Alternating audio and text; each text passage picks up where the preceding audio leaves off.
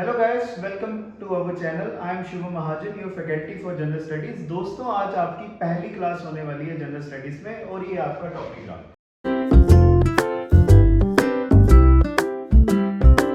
जो हम टॉपिक शुरू करने वाले हैं, इंडियन पॉलिटी रहेगा हमारा, जो सबसे इंपॉर्टेंट अगर जनरल स्टडीज की बात की जाए सबसे कोर कंपोनेंट है। क्योंकि अगर करंट अफेयर्स की बात की जाए या पॉलिटी के अलग से अप्रोच की बात की जाए, सबसे ज्यादा रेशो जो है वहीं पे आई जाती है।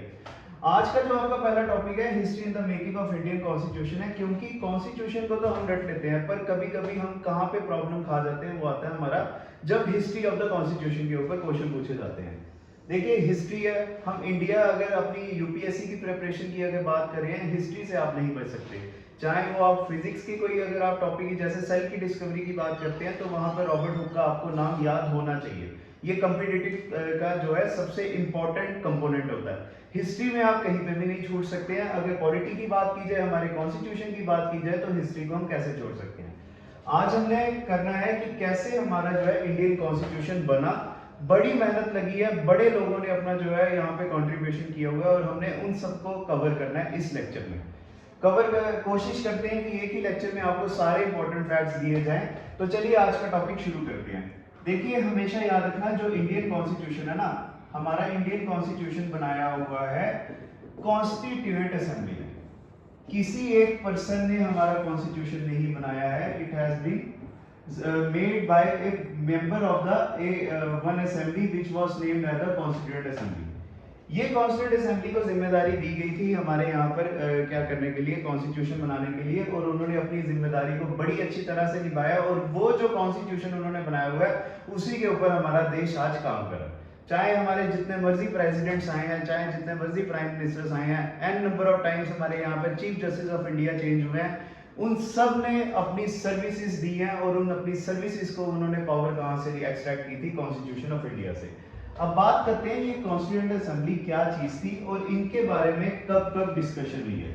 हमेशा याद रखना, 1934 में सबसे पहली बार हमारे देश में, जब हमारा इंडिया कॉलोनाइज था, 1934 में सबसे पहली बार एम रॉय जो थे, ठीक है, he was a member of communist party. इन्होंने सबसे पहली बार बोला था कि हमारे देश में एक क्या होनी चाहिए, कॉन्स्टिट्यूएंट असेंबली होनी चाहिए। और वो कॉन्स्टिट्यूएंट असेंबली क्या करेगी, हमारा संविधान खुद बनाएगी, ब्रिटिश इंटरफेरेंस कोई नहीं होनी चाहिए। जब 1934 में एम एन रॉय की स्टेटमेंट दी गई, पूरे इंडिया में उसको पढ़ा गया न्यूज़पेपर्स के थ्रू। फिर 1935 में पंडित नेहरू ने बोला था on the behalf of INC that a constant assembly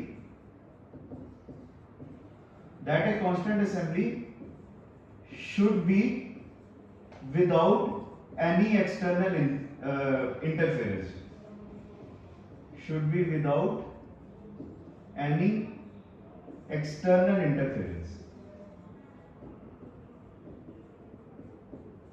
इसका मतलब क्या हो गया, जो हमारे पंडित जवाहरलाल नेहरू थे, इन्होंने डायरेक्टली अटैक किया और ब्रिटिशर्स को बोला कि आप जो आज तक अपनी मनमानी से हमारे देश के ऊपर हमारे जो है कॉन्स्टिट्यूशन या लॉस लाते हो, वो आपको सबको क्या करना पड़ेगा, बंद करना पड़ेगा। हम इंडियंस खुद क्या करेंगे, हमारे पास पावर होनी चाहिए हमारे कॉन्स्टिट्यूशन को बनाने के लिए। फाइनली आपको पता है 1947 में हम आजाद हुए हैं, ये तो आपको पता ही है। और एक चीज आपको बता दूं, 1947 में जो हम आजाद हुए ना, उसमें सेकेंड वर्ल्ड वॉर का बड़ा योगदान है। हमारे रेवोल्यूशनरीज तो लड़ ही रहे थे, पर सेकेंड वर्ल्ड वॉर की वजह से क्या होता है, हमारे यहाँ पर ब्रिटिशर्स को इकोनॉमिक जो है बड़ा ज्यादा नुकसान होता है। ब्रिटेन में आते हैं इकोनॉमिक क्राइसिस, और उधर से हमारे यहाँ पर इंडियन नेशनल आर्मी, अगर आपको पता होगा, जो हमारे सुभाष चंद्र बोस ने बनाई थी, उन्होंने हमारे इंडिया के ऊपर इतना बड़ा अटैक किया। तो इसकी वजह से ब्रिटेन को हमारे इंडिया को छोड़ने का डिसीजन लेना ही पड़ा। वो पूरी तरह से डर के हुए थे, क्योंकि एक तरफ से हमारे इंडिया में नेशनलिज्म की वेव थी, दूसरी तरफ से ब्रिटेन को जो है सेकेंड वर्ल्ड वॉर की वजह से इतने क्राइसिस फेस करने पड़े, जिसकी वजह से 1946 में, ठीक है, 1946 में ब्रिटेन ने डिसीजन लिया कि हम वो क्या करेंगे, इंडिया को आजाद करेंगे। ठीक है, 1946 में ब्रिटेन ने क्या किया, हमारे इंडिया में एक डेलीगेशन भेजी जिसको कहा जाता है कैबिनेट मिशन प्लान। ये कैबिनेट मिशन प्लान का नाम आपने हमेशा याद रखना है। जब तक अब आप कॉम्पिटिटिव एग्जाम्स की तैयारी कर रहे हो या जब तक आप जिंदा हो, जब तक आपकी जॉब नहीं लग जाती है, आपने इस कैबिनेट मिशन प्लान का नाम याद रखना है, क्योंकि ये वही कैबिनेट मिशन प्लान था जो ब्रिटेन से इंडिया में आया और उसने हमें सजेशन दी थी कि आपको क्या करना चाहिए, एक कॉन्स्टिट्यूंट असेंबली बनानी चाहिए जो क्या करेगी, हमारे इंडियन कॉन्स्टिट्यूशन को बनाएगी।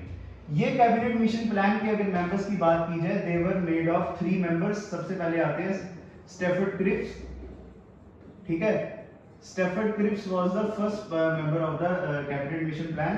दूसरे थे एवी अलेक्जेंडर, ठीक है, और थर्ड थे हमारे पैथिक लॉरेंस।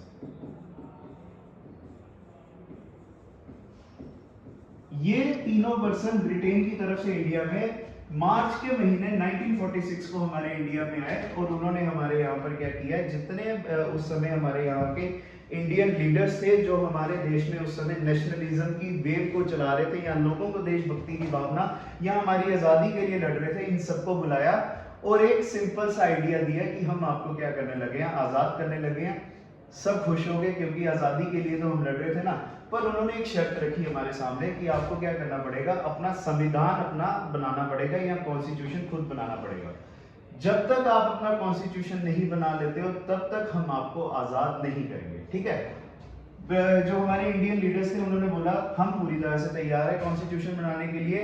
फिर जो कैबिनेट मिशन प्लान था, इन्होंने बोला इतनी आसानी से आप कॉन्स्टिट्यूशन नहीं बनाओगे, कॉन्स्टिट्यूशन बनाएगा कौन, कॉन्स्टिट्यूएंट असेंबली, जिसका नाम पहले भी मैंने आपको बताया। कॉन्स्टिट्यूशन कौन बनाएगा, हमारा कॉन्स्टिट्यूएंट असेंबली। और इस कॉन्स्टिट्यूएंट असेंबली के लिए आपको क्या करने पड़ेंगे, इलेक्शंस करने पड़ेंगे। इसका मतलब ये हुआ कॉन्स्टिट्यूएंट असेंबली के मेंबर्स वो नहीं हो सकते जो कांग्रेस चाहेगी या उस समय महात्मा गांधी चाहेंगे या पंडित जवाहरलाल नेहरू कह लो या कोई भी बड़ा लीडर जो उस समय हमारे इंडिया को क्या करता था, चलाता था। इन्होंने बोला सिंपल सी बात है, कॉन्स्टिट्यूएंट असेंबली का कोई भी मेंबर वो नहीं होगा जो अपनी मर्जी से वहां पर आके बैठ जाएगा, क्योंकि वो पावरफुल पर्सन है। वो पर्सन होगा जो इलेक्शन में जीतेगा और वही पर्सन क्या करेगा, हमारे देश में कॉन्स्टिट्यूशन को बनाएगा। तो अब बात करते हैं इलेक्शंस, ठीक है। इलेक्शंस का जो आइडिया था वो भी प्रपोज किया हमारी कॉन्स्टिट्यूएंट असेंबली ने। अब मैं इसको डिलीट करता हूं और बताता हूं आपको इलेक्शंस कैसे हुए, ठीक है। सबसे पहले बात याद रखना, जो इलेक्शंस के लिए हमारे इंडिया में सीट्स जो सेट हुई थी वो थी 389। जैसे अगर आपको पता होगा आज के टाइम पे हमारी लोकसभा की सीट्स है ना 550, या राज्यसभा की सीट्स हमारी 250 और उसमें से 245 सीट्स के ऊपर जो है मेंबर्स बैठते हैं। उसी तरह जो हमारे इलेक्शंस हुए थे उस समय हमारी सीट्स थी 389, जिसमें से हमारी जो सीट्स थी 296 की अगर बात की जाए, ये 296 सीट्स जो है किनके लिए थी, ब्रिटिश इंडियंस के लिए। या वो पार्ट ब्रिटिश इंडिया का मतलब हो गया इंडिया के वो पार्ट्स जहां पर ब्रिटिशर्स ने टोटल जो है अपना डोमिनेंस रखा हुआ था, वहां पे कोई भी इंडियन गवर्नमेंट नहीं बनती थी। ये आगे समझ आपको। अब यहां से आपने हमेशा याद रखना है जो 93 सीट्स थी ना, ठीक है, 93 सीट्स थी जो वो थी हमारी प्रिंसली स्टेट्स के लिए। प्रिंसली स्टेट्स नाम से ही आप जान जाओगे कि प्रिंसली स्टेट्स कौन सी थी, वो एरियाज जहां पे राजाओं का रूल होता था और ब्रिटिशर्स के कोऑर्डिनेशन के साथ या विदाउट कोऑर्डिनेशन के साथ वो क्या करते थे, रूल करते थे। जिसकी अगर आपको पता होगा सबसे अच्छी एग्जांपल मैं कह सकता हूँ Jammu and Kashmir. Jammu and Kashmir was a princely state और ये पूरी तरह से इंडिपेंडेंट थी, ब्रिटिशर्स का कोई भी हमारे जम्मू कश्मीर में डोमिनेंस नहीं रहा है। यहाँ अगर हैदराबाद की बात की जाए, ठीक है, हैदराबाद की अगर बात की जाए, ये भी एक जो है प्रिंसिपल स्टेट थी। हाँ, नवाब के द्वारा जो है वहां पे वो रूल की जाती थी और यहाँ पर भी ब्रिटिशर्स का कोई भी वहां पे डोमिनेंस नहीं था। ये पता चल गया आपको। 296 सीट्स किसके लिए थी, ब्रिटिश इंडिया के लिए। 93 सीट्स किसके लिए थी, प्रिंसली स्टेट्स के लिए। एक और चीज बता दूं मैं आपको, प्रिंसली स्टेट्स को ऑप्शन दिया गया, ठीक है, प्रिंसली स्टेट को जो है ऑप्शन दिया गया था कि आप अपने अगर यहाँ पर आके बनाना चाहते हो आपकी मर्जी है। और यहाँ पर एक और ऑप्शन में क्या चॉइस दी गई थी कि आपके जो मेंबर्स होंगे वो इलेक्शन के थ्रू नहीं आएंगे, वो आएंगे नॉमिनेशन के थ्रू। समझ आई इसकी। देखिए 296 जो सीट्स थी ना, यहाँ पर इलेक्शंस हुए हैं, पूरी तरह से इंडिया से पार्ट नहीं है, पर प्रिंसली स्टेट्स जो आगे ही हमारा पार्ट नहीं थे, वो हमेशा इंडिपेंडेंट थे। ब्रिटिशर्स ने उनको इंडिया के साथ जोड़ने के लिए एक सिंपल सा प्रस्ताव दिया कि अगर आप हमारे यहाँ पर कॉन्स्टिट्यूशन बनाना चाहते हो, आप पूरी तरह से ओपनली वेलकम लो, पर हाँ जो आप यहाँ पर अपना मेंबर भेजोगे ना, वो आप नॉमिनेट करो। नॉमिनेशन किसके द्वारा की जाएगी, वहां के राजा के द्वारा ही। जैसे कि मतलब क्या हो गया, अगर राजा का अपना मन है कि वो कॉन्स्टिट्यूशन बनाना चाहता है तो वो खुद आ सकता है, या वो चाहता है मेरी स्टेट से कोई इंटेलिजेंट पर्सन जाए, चाहे वो वहाँ के स्टेट के पीएम हो जाए या राजा के खुद बेटे हो जाए या उस स्टेट का कोई बड़ा जो है इंपॉर्टेंट टीचर है या प्रोफेसर है, कोई भी है, वो वहाँ से आ सकता है। ठीक है, ये चीज पता चल गई आपको। और एक और चीज मैं आपको बता दूं, प्रिंसली स्टेट ने अपना कोई भी तरह का कंट्रीब्यूशन नहीं दिया था कॉन्स्टिट्यूशन बनाने के लिए। क्यों? क्योंकि उनको पता था भारत देश के लिए जो है क्या बनने लगा, कॉन्स्टिट्यूशन बनने लगा। जब हम उनका पार्ट बनेंगे, उनका सपोर्ट करेंगे तो हम क्या हो जाएंगे, इंडिया के अंडर आ जाएंगे, हमारी इंडिपेंडेंस खत्म हो जाएगी। ये भी आपने याद रखना। अब बात करते हैं 296 सीट्स की। ठीक है, 296 की अगर बात करते हैं सीट्स की, यहां का जो मोड ऑफ इलेक्शन था ना, ठीक है, यहां का जो मोड ऑफ इलेक्शन था, ये जो है क्या कहते हैं, यूनिवर्सल एडल्ट फ्रेंचाइजी को फॉलो नहीं करता था। ठीक है, यूनिवर्सल एडल्ट फ्रेंचाइजी आपको पता ही है, जब हमारे इंडिया में आज के टाइम पे या पूरी दुनिया में क्या होता है, कोई पर्सन अगर 18 साल का हो जाता है तो उसको राइट टू वोट मिल जाता है ना। उस टाइम पे हमारे इंडिया में राइट टू वोट की एज होती थी 21, पर उस समय जो राइट टू वोट होता था वो हर किसी को नहीं दिया गया। कॉन्स्टिट्यूंट असेंबली के इलेक्शंस के वो खाली 3 पर्सनैलिटीज थी जिनको क्या दिया गया, राइट टू वोट दिया गया। It was given on the basis of property. ठीक है, यहाँ तो जिसके पास प्रॉपर्टी होती थी, यहाँ जो उस समय इनकम टैक्स देते थे, यहाँ जो उस समय क्या करते थे, एजुकेशन या एजुकेटेड थे। ठीक है, ये 3 ही पर्सन थे जिन्होंने क्या किया, उस समय इलेक्शंस में पार्ट लिया। वुमेन्स को उस समय राइट टू प्रॉपर्टी नहीं दिया गया, राइट टू क्या कहते हैं, राइट टू वोट नहीं दिया गया था। और एक चीज बता दूं मैं आपको, हर एक जो सीट थी ना, ठीक है, 1 सीट की उस समय कितनी पॉपुलेशन थी, वो थी 10 मिलियन। मतलब कि 10 लाख लोगों के ऊपर जो है एक सीट का बंटवारा किया गया था। ऐसे हमारे पूरे इंडिया की पॉपुलेशन को कवर किया गया। इतनी आपको समझ आ गई।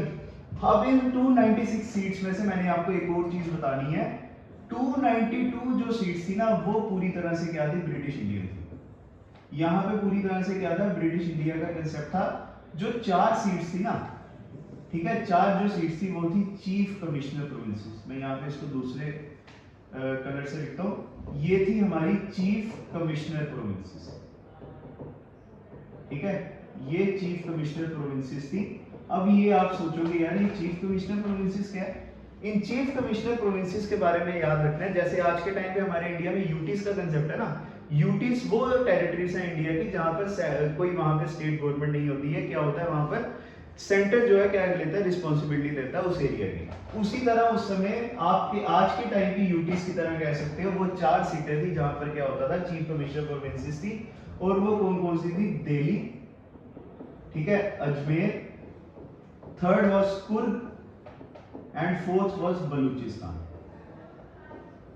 ठीक है, चलिए, तो दोस्तों आज का जो टॉपिक था मैंने आपको बता दिया इसमें कि कैसे इलेक्शंस के लिए सीट्स का बंटवारा होगा। ठीक है, जिसमें आपको 389 सीट्स मैंने टोटल बताई और उसमें से 296 जो थी हमारी सीट्स थी ब्रिटिश इंडिया के लिए। और ब्रिटिश इंडिया में भी मैंने आपको बताया 4 सीट्स किसके लिए थी, चीफ कमिश्नर प्रोविंसेस के लिए। और उसमें से 93 सीट्स किसके लिए थी, हमारी प्रिंसली स्टेट की। तो आज की क्लास को हम यहीं पर वाइंड करेंगे। नेक्स्ट वेडनेसडे को जब आपकी पॉलिटी की क्लास होगी उसमें मैं अब आपको बताऊंगा कि क्या इलेक्शन रिजल्ट्स आए और उसके साथ क्या क्या हमारी इंपॉर्टेंट डेट्स बनी और कौन कौन सी इंपॉर्टेंट पर्सनैलिटीज ने किस किस डिपार्टमेंट की जिम्मेदारी अपनाई। ठीक है, तो नेक्स्ट वीडियो में आपके साथ मिलते हैं। हमारे चैनल के साथ बने रहिए। Thanks a lot guys, God bless you.